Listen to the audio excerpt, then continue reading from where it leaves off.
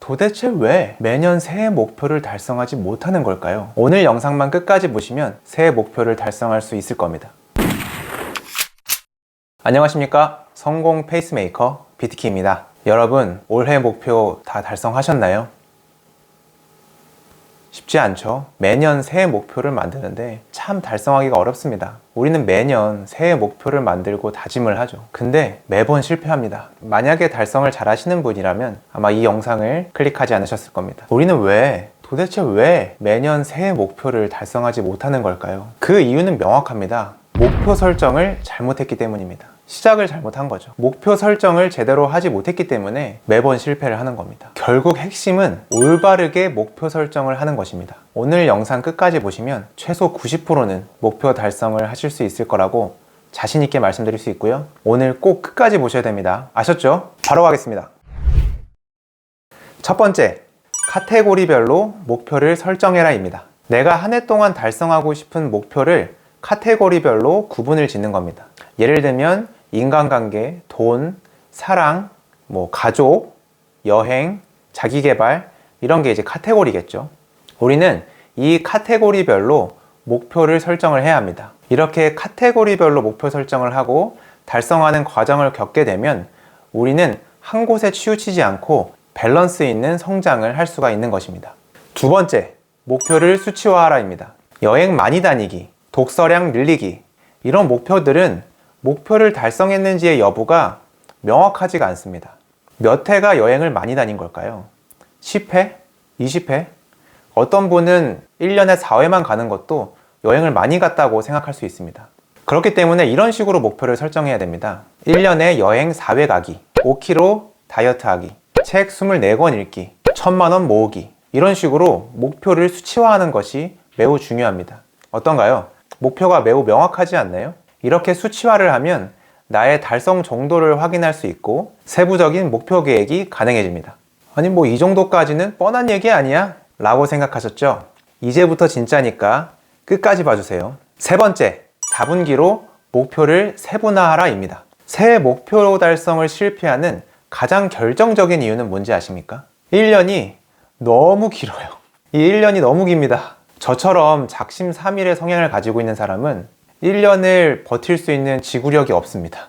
그래서 분기별로 목표를 세분화하는 것이 매우 중요합니다. 가급적이면 월 단위로 쪼개도 좋고요. 1년 안에 책 24권 읽기를 예를 들어보면 4분기로 나누면 3개월에 6권을 읽게 되는 거고요. 그러면 목표는 이렇게 되는 거죠. 3개월에 6권 읽기, 총 24권 읽기. 이게 새해 목표가 되는 겁니다. 24권이라는 부담스러운 숫자가 3개월에 6권이라고 하면 조금 더 완화가 돼서 동기부여가 많이 되고요. 최소 3개월에 한 번씩 나의 목표를 리마인드하고 다시 보게 되기 때문에 지치지 않고 지속적으로 목표 달성을 위해서 달릴 수가 있게 됩니다. 우리가 보통 새해 목표를 세운 거를 1년 뒤에 봐요. 1년 뒤에 보는데 이게 달성할 수 있을까요? 그래서 안 되는 겁니다. 적어도 3개월에 한 번, 매월이면 가장 좋고요.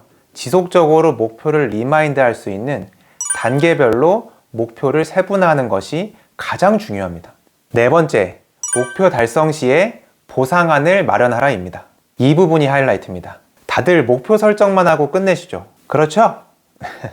목표 설정은 보상안을 세우는 것까지입니다. 각 단계별로 목표를 달성했을 때 보상안을 마련해 주셔야 돼요. 예를 들면 여행을 간다거나 플렉스로 옷이나 IT 기기를 보상한다거나 이런 식으로 보상안을 마련해야지만 우리는 목표 달성의 동기부여가 제대로 세워지는 것입니다.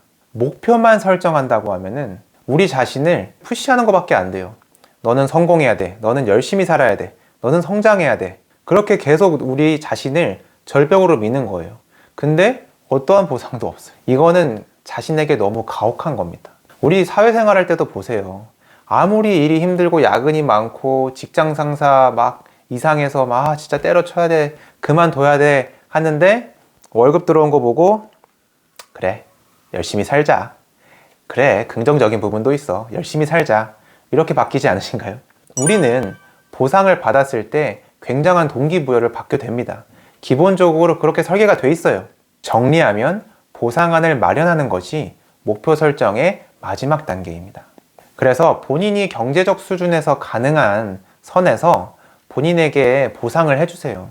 목표 달성한 본인에게는 돈을 좀 써도 됩니다. 돈을 좀 써도 돼요. 이렇게 돈을 쓰면, 이렇게 보상을 해주면 목표 달성을 통해서 성장한 본인이 또 본인에게 보상을 해줄 겁니다. 제가 오늘 새해 목표 세우는 법에 대해서 설명을 드렸는데요. 이제는 우리가 새해 목표를 설정할 때 단계별로 목표 설정을 하지 않고 또 보상안을 마련하지 않아서 새해 목표를 달성하지 못하는 이런 실패를 하지 않으셨으면 좋겠습니다. 이렇게 매번 실패를 경험하는 것이 굉장히 안 좋습니다. 왜냐면 새해 목표를 세워봤자 매번 실패하니까 이 실패가 누적되면서 아예 새해 목표를 세우지 않으려고 하시는 분들도 많이 계세요. 근데 저 입장에선 그게 너무나 안타깝습니다. 저처럼 성공에 절실하고 성공을 해야 되는 사람은 이 새해가 너무나 큰 기회입니다.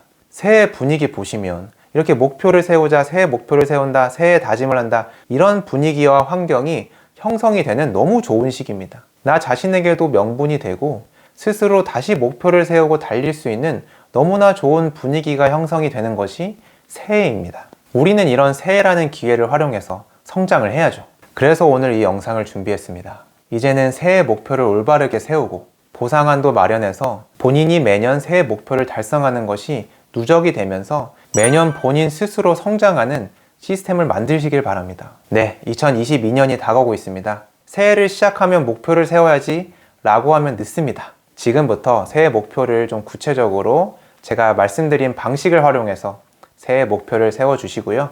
2022년에는 세우신 목표를 모두 달성하시기를 진심으로 응원하겠습니다. 네, 오늘은 여기까지고요.